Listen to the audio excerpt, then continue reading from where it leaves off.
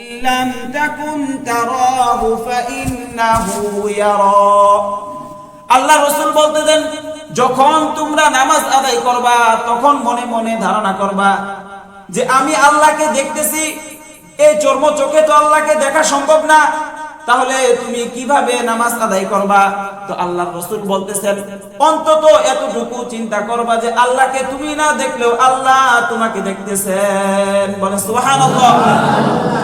যখন আল্লাহর চিন্তা, আল্লাহর ধারণা আপনার অন্তরের মধ্যে আসবে, এই চিন্তা আসার সাথে সাথে মনে হবে আমি তুমি নামাজের মধ্যে দুনিয়ার চিন্তা করতেছি, অথচ আমার আল্লাহ আমাকে দেখতেছেন।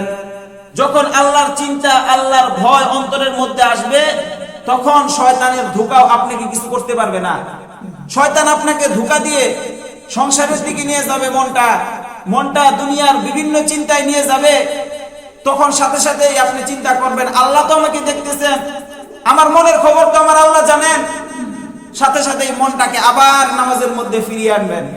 তো এইভাবে শয়তানের কুমন্ত্রণা থেকে যদি আমরা নিজের মনকে মুক্ত করতে পারি, তাহলে নামাজের আধ্যাত্মিক দিক ঠিক হবে। তো আমরা যারা নামাজি আছি, আমরা নামাজিরা 5 প্রকার। আমরা নামাজিরা 5 প্রকারের নামাজ পড়ি। এই 5 প্রকারের নামাজের ফলাফল 5 প্রকার। কয় প্রকার? 5 প্রকার। তো প্রথম প্রকার, যারা 5 ওয়াক্ত নামাজ পড়ে, দেখবেন এক ওয়াক্ত পড়ে এক ওয়াক্ত পড়ে না। ঈদের নামাজ পড়লে জুমার নামাজ পড়ে না, জুমার নামাজ পড়লে 5 ওয়াক্ত নামাজ পড়ে না, আবার 5 ওয়াক্ত নামাজ পড়লে দেখা যায় এক ওয়াক্ত ছুটা যায়, এইভাবে নামাজ পড়ে। এটা হলো প্রথম প্রকার। এই নামাজের ফলাফল হলো যে ওয়াক্তের নামাজ যে সেরে দিল, ওই ওয়াক্তের কারণে তাকে জাহান্নামের আগুনে জ্বলতে হবে। বলেন নাউজুবিল্লাহ। তাহলে এটা হলো প্রথম প্রকার। আর দ্বিতীয় প্রকারের নামাজি, যে 5 ওয়াক্ত নামাজ পড়ে ঠিক আছে, কিন্তু নামাজের মধ্যে তার মনটা থাকে না। যখনই সে নামাজে দাঁড়ায়, তার মনটা দুনিয়ার বিভিন্ন চিন্তায় চলে যায়, আবার সে মনকে নামাজের মধ্যে ধরে রাখারও চেষ্টা করে না। তো এই প্রকার নামাজির ফলাফল কি? এই প্রকার নামাজি নামাজের সুফল থেকে বঞ্চিত থাকবে। অর্থাৎ নামাজ পড়ার কারণে যে সওয়াবটা পাইতো, ওই সওয়াবটা সে পাবে না। কারণ কি? সে নামাজে দাঁড়াইয়া দুনিয়ার চিন্তা করছে, অথচ নামাজের মধ্যে চিন্তা করা দরকার ছিল আল্লাহর চিন্তা, আল্লাহর ধ্যানে নামাজ পড়া দরকার ছিল। সে দুনিয়ার চিন্তা করার কারণে সে নামাজের সুফল থেকে বঞ্চিত থাকবে। এটা হলো দ্বিতীয় প্রকার নামাজি। তৃতীয় প্রকার নামাজি, যে 5 ওয়াক্ত নামাজ পড়ে, কিন্তু নামাজটা শয়তানের কুমন্ত্রণার কারণে, নামাজের মধ্যে শয়তানের কুমন্ত্রণার কারণে মনটা অন্যদিকে চলে যায়। সে আবার ধরে রাখার চেষ্টা করে, আবার মনটা অন্যদিকে চলে যায়, সে মনটা নামাজের মধ্যে ধরে রাখার চেষ্টা করে। তো এই প্রকার নামাজের ফলাফল কি? যে নামাজের মধ্যে যে তার মনটা দুনিয়ার বিভিন্ন চিন্তায় চলে গিয়েছিল, আবার সে ফিরিয়ে আনছে। এই যে মাঝখানে যে চলে গিয়েছিল, এই অপরাধটুকু আল্লাহ তাকে মাফ করে দিবেন। বলেন সুবহানাল্লাহ। তাহলে শয়তানের ধোঁকায় নামাজের মধ্যে মন অন্যদিকে যাওয়াটা স্বাভাবিক, যাইতেই পারে, কিন্তু ধরে রাখার চেষ্টা করতে হবে। এটাকে একটা সাধনা বলে। এই সাধনা যে করতে থাকবে, যখন মনটা অন্যদিকে চলে যাবে, সে চিন্তা করবে আল্লাহ আমাকে দেখতেছেন, আবার মনকে ফিরিয়ে আনবে। আবার আরেকটা চিন্তা মাথায় আসবে, মনটা অন্যদিকে চলে যাবে, সে আবার চিন্তা করবে আল্লাহ আমাকে দেখতেছেন, আবার মনকে ফিরিয়ে আনবে। এইভাবে সে সাধনা করতে থাকবে আর নামাজ পড়তে থাকবে। আল্লাহ পাক বলেন যে তার মনটা নামাজের মধ্যে যে অন্যদিকে চলে গিয়েছিল, এই অপরাধটুকু আল্লাহ মাফ করে দিবেন। বলেন সুবহানাল্লাহ। এই হলো তৃতীয় প্রকার নামাজি। আর চতুর্থ প্রকার নামাজি হলো, শয়তান বলে এই লোকটার কাছে যখন আমি যাই আর তাকে ধোঁকা দেই, আর সে আল্লাহর কথা স্মরণ করে মনকে নামাজের মধ্যে ফিরিয়ে আনে, ছাড়, এর আর ধোঁকা দেওয়ার দরকার নাই, এর সাথে আর পারি না। তার মনটা যদি নিয়ে যায় অন্যদিকে, সে আবার মনকে ফিরিয়ে আনে। অর্থাৎ এখন তাকে আর ধোঁকা দেওয়ার কোনো দরকার নাই। চল এমন লোকের কাছে যাই, যার মনটা নামাজ থেকে অন্যদিকে নিয়ে গেলে আর নামাজের মধ্যে মন ফিরে আসে না, এমন লোকের কাছে যায়। তাহলে যে নামাজের মধ্যে মনকে ধরে রাখার চেষ্টা করছিল, তাকে শয়তান ছেড়ে দিল। এখন সে পূর্ণ নামাজটা শুরু থেকে শেষ পর্যন্ত, পূর্ণ নামাজটা এখন এক ধ্যানে আল্লাহর জন্যই পড়তে পারে। তো এইরকম চতুর্থ প্রকার নামাজের ব্যাপারে আল্লাহ বলেছেন ইন্নাস সালাতা তানহা আনিল ফাহশাই ওয়াল মুনকার, নিশ্চয়ই নামাজ নামাজিকে সকল প্রকার ফাহশা এবং মুনকার কাছ থেকে বাঁচায়। অর্থাৎ কোন প্রকার নামাজি? চতুর্থ প্রকার নামাজি যদি হইতে পারেন, নামাজের শুরু থেকে শেষ পর্যন্ত যদি আল্লাহর ধ্যানে পড়তে পারেন, তাহলে ওই নামাজ আপনাকে গুনাহ থেকে বাঁচাবে, ফাহশা কাছ থেকে বাঁচাবে, মুনকার কাছ থেকে বাঁচাবে। এই জন্য চতুর্থ প্রকার নামাজি হইতে হবে। যখন আপনি আল্লাহু আকবার বলে নিয়তটা বাঁধবেন, নিয়ত বাঁধার পরে নামাজের মধ্যে আর কোন দুনিয়ার চিন্তা করা যাবে না, একমাত্র চিন্তা করতে হবে আল্লাহর। আমি আল্লাহর সামনে দাঁড়াইছি, আল্লাহ আমাকে দেখতেছেন, দুনিয়ার কোনো চিন্তা করা যাবে না। ঠিক এইভাবে যদি শুরু থেকে শেষ পর্যন্ত নামাজ পড়তে পারেন, তাহলে ওই নামাজটা আপনাকে গুনাহ থেকে বাঁচাবে। বলেন সুবহানাল্লাহ। তো এইভাবে আমাদেরকে নামাজ আদায় করতে হবে। আর পঞ্চম প্রকার নামাজি হলো নবীদের নামাজ। ওই নামাজি আল্লাহর সাথে কথাবার্তা বলে যে মজা পায়, অন্য কোন কাজে সেই মজা পায় না। অর্থাৎ আল্লাহ রাসূল বলেন, আল আমবিয়াউ আহইয়াউন ফি কুবুরিহিম ইউসাল্লুন, নবীগণ কবরের মধ্যে জীবিত নামাজ পড়তেছেন, অথচ মৃত্যুর পরে নামাজ পড়লেও কোনো সওয়াব নাই, নামাজ না পড়লেও কোনো গুনাহ নাই। তাহলে নবীরা কবরের মধ্যে কেন নামাজ আদায় করতেছেন? তো আল্লাহ রাসূল বলেন, নবীরা আল্লাহর সাথে কথা বলার কারণে যে মজা পান, যে আনন্দ পান, দুনিয়ার অন্য কোনো কাজে সেই আনন্দ পান না। এই কারণে নবীরা কবরের মধ্যে জীবিত অবস্থায় আল্লাহ রাব্বুল আলামিনের নামাজ আদায় করতেছেন। নবীদেরকে দাফন করার সাথে সাথে আল্লাহ রাব্বুল আলামিন তাদেরকে জীবিত করে দেন। তারপর থেকেই তারা নামাজ পড়তে থাকে, নামাজ পড়তে থাকে। এর কারণ হলো তারা আল্লাহর সাথে কথা বলতে সবচাইতে বেশি আনন্দ পান। এটা হলো পঞ্চম প্রকারের নামাজ। আর এটা আমাদের দ্বারা সম্ভব না, কারণ আমরা তো নবী না, আমরা তো নবী না, আমরা সাধারণ একজন নবীর উম্মত। এই কারণে নবীদের নামাজ আমরা পড়তে পারবো না, ওটা নবীদের জন্য খাস। তো আমাদের কোন প্রকারের নামাজি হইতে হবে? এই যে পাঁচটা প্রকার বর্ণনা করলাম, এই পাঁচ প্রকারের মধ্যে চতুর্থ প্রকার নামাজি হইতে হবে। অর্থাৎ নামাজের শুরু থেকে শেষ পর্যন্ত একমাত্র আল্লাহর ধ্যানেই নামাজ পড়তে পারলে ওই নামাজ আপনাকে গুনাহ থেকে বাঁচাবে। বলেন সুবহানাল্লাহ।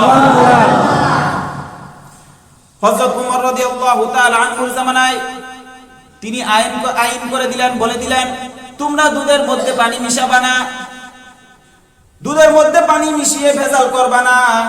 ওমর রাদিয়াল্লাহু তাআলা আনহু এই আইন পাশ করে দিলেন। ওমর রাদিয়াল্লাহু তাআলা আনহু ছদ্মবেশে ঘুরে ঘুরে জনগণের খোঁজ খবর নিতেন, মানুষের বাড়িতে যেতেন, দেখতেন কার কি অবস্থা, এইভাবে ঘুরে ঘুরে তাদের খোঁজ খবর নিতেন। তিনি একদিন একটি জীর্ণ শীর্ণ ঘরের কাছে গেলেন। যাওয়ার পর দেখেন মা তার মেয়েকে বলতেছে, তুমি দুধের মধ্যে পানি মিশাও, সকাল বেলায় বাজারে আমি এটা বিক্রি করব। তখন মেয়ে তার মাকে উত্তর দেয়, উমর রাদিয়াল্লাহু তাআলা আনহু নিষেধ করেছেন দুধের মধ্যে পানি মিশানো যাবে না। তখন তার মা বলতেছে, উমর তো এখানে নাই, উমর তো দেখবে না। তখন মেয়ে উত্তর দেয়, উমর না দেখলে কি হয়েছে, উমরের আল্লাহ তো আমাদেরকে দেখতেছেন। দেশের বাদশা আমাদেরকে দেখতে না পারে, কিন্তু উমর রাদিয়াল্লাহু তাআলা আনহু আমাদেরকে দেখতে না পারে, কিন্তু আল্লাহর চোখ তো কখনো ফাঁকি দেওয়া যাবে না। তাহলে আপনি যে আমাকে বলতেছেন দুধের মধ্যে পানি মিশানোর জন্য, এখন আমি উমরের চোখ থেকে ফাঁকি দিলাম, আল্লাহর চোখ থেকে কিভাবে ফাঁকি দিব? কাল হাসরের ময়দানে আল্লাহ যদি আমাকে জিজ্ঞাসা করেন তুমি দুধের মধ্যে কেন পানি মিশাইছিলা, তখন আমার জবাব দেওয়ার মতো আর কিছু থাকবে না। এই যে দুধের মধ্যে পানি মিশানো থেকে সে যে বিরত থাকলো, কোন জিনিসটা, কোন ধ্যান ধারণা তাকে এই দুধের মধ্যে পানি মিশানো থেকে বাঁচাইছে? কোন ধ্যান ধারণা? আল্লাহ আমাকে দেখতেছেন, এই ধ্যান ধারণা তাকে দুধের মধ্যে পানি মিশানো থেকে বাঁচাইছে। কারণ আপনি যত গভীর অন্ধকারে থাকেন না কেন, সেখানে যাই কিছু করেন, পৃথিবীর কেউ না দেখলে দেখেন কে? আল্লাহ। আল্লাহ আপনাদেরকে সব সময় দেখেন। এই কারণে আল্লাহর ধ্যানে সব সময় নামাজ আদায় করা। দেখেন নামাজ কত বড় গুরুত্বপূর্ণ ফজিলত একটা জিনিস।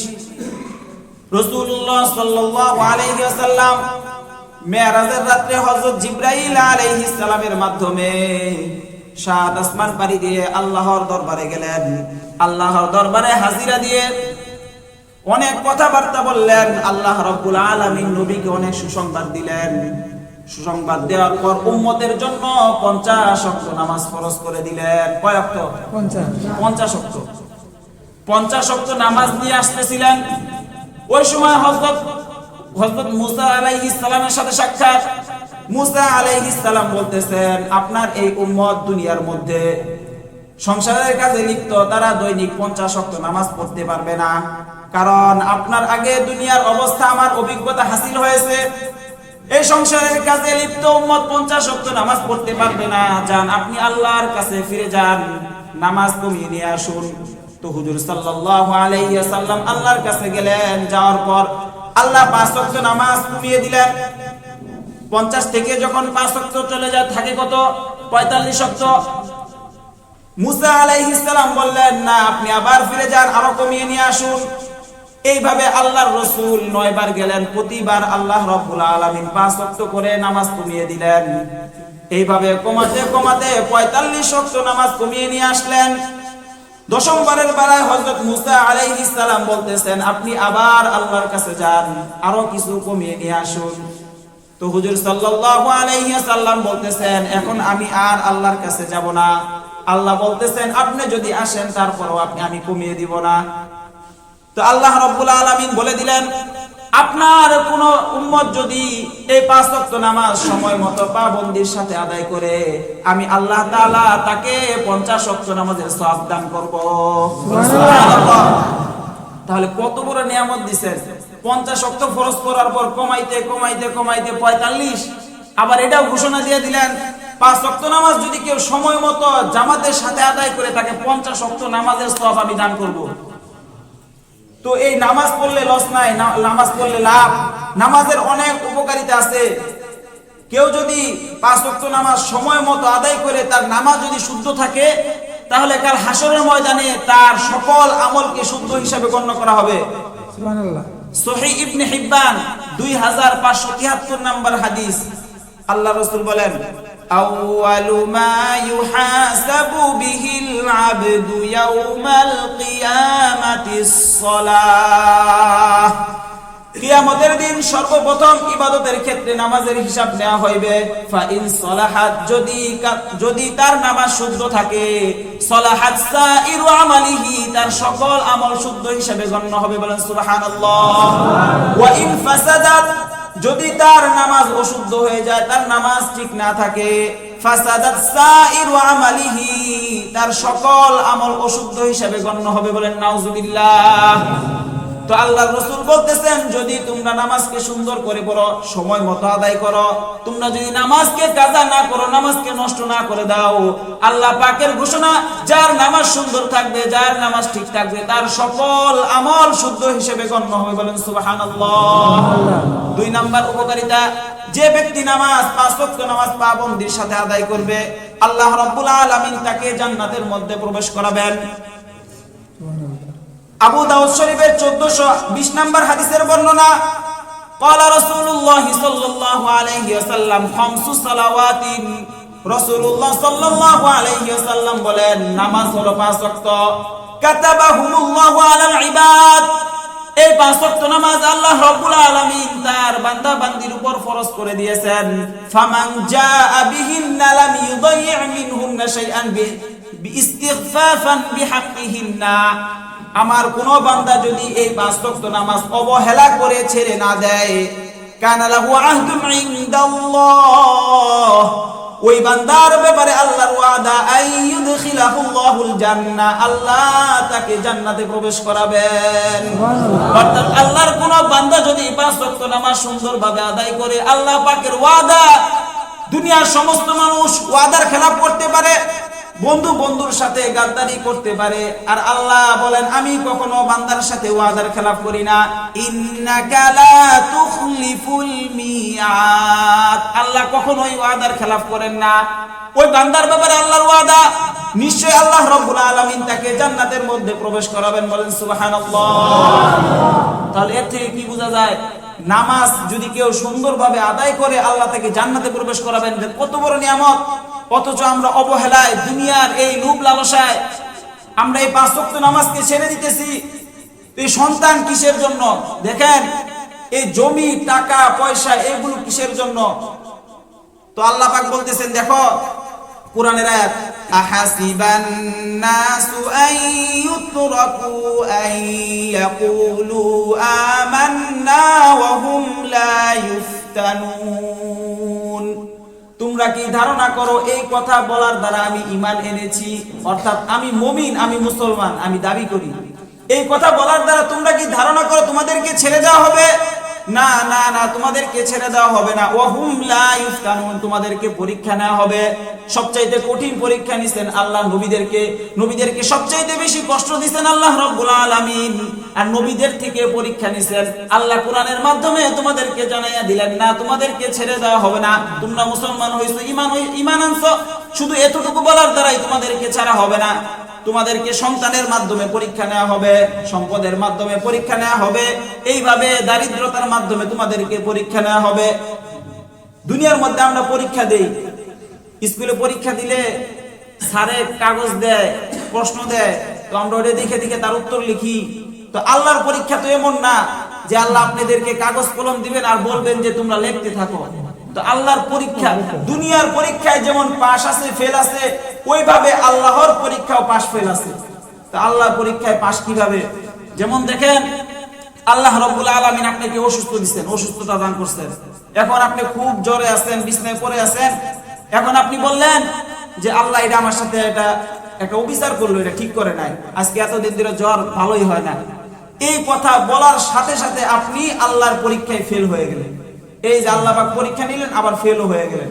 আর যদি বলেন যে আল্লাহ অসুস্থতা তুমি দান করছো, আল্লাহ তুমি এই অসুস্থতা থেকে আমাকে সুস্থতা দান করো আল্লাহ, এইভাবে যদি আল্লাহর দোয়া করেন আল্লাহর কাছে আর আল্লাহর শুকরিয়া আদায় করেন, তাহলে আল্লাহ রাব্বুল আলামিন আপনার অসুস্থতা দূর করে দিবেন। বলেন সুবহানাল্লাহ।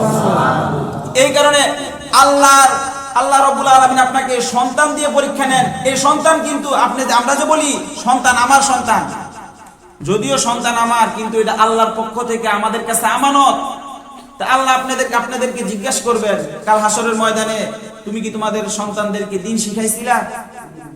এই সন্তান হাসরের ময়দানে আপনার বিরুদ্ধে আল্লাহর কাছে নালিশ করবে, হে আল্লাহ, বাবা মা আমাদেরকে দুনিয়ার বুকে দিন শিখায় নাই, এই কারণে আমরা নামাজ পড়ি নাই, দাড়ি রাখি নাই, দুনিয়া যত অপকর্ম আছে সব করছি, আমাদেরকে নিষেধ করে নাই। আল্লাহ পাক কোরআনের আয়াতের মাধ্যমে জানাই দিতেছেন, রব্বানা আতিহিম দি'ফাইনি মিনাল আযাবি ওয়ালআনহুম লা'নান কাবীরা।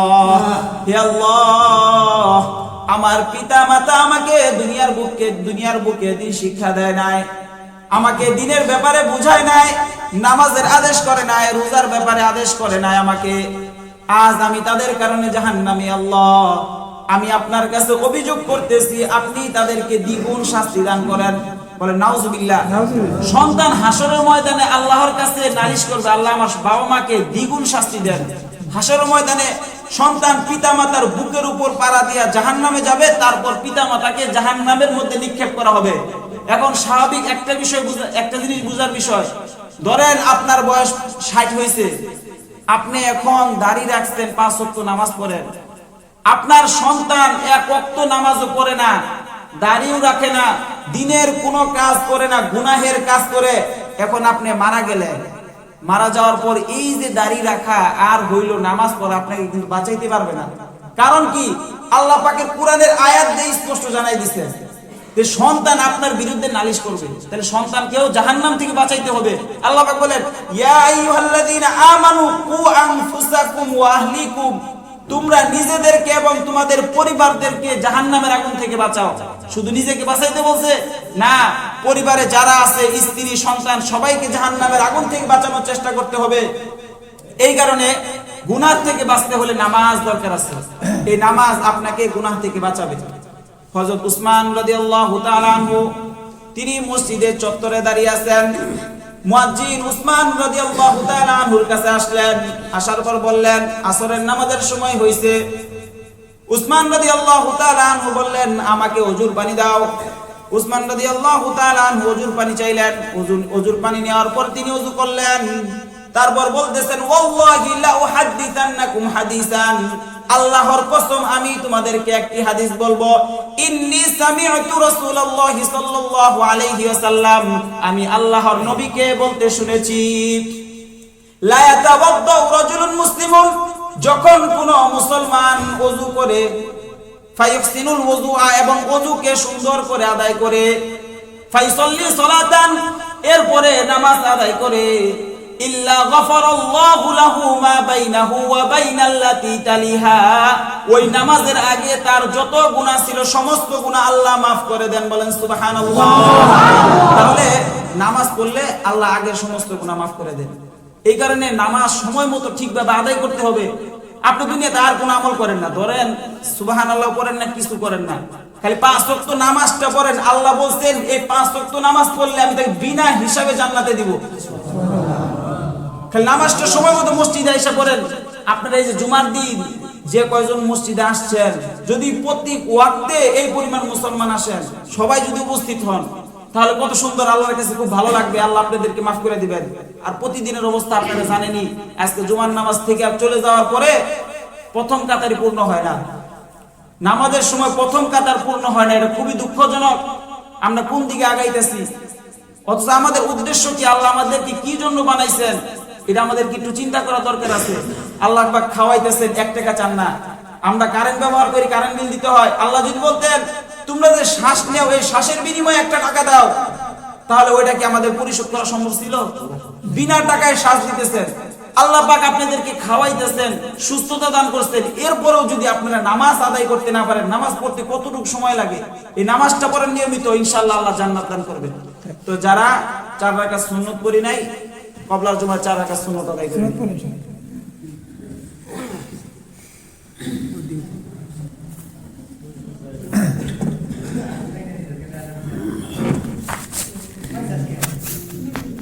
এই তো পাওয়া গেল না।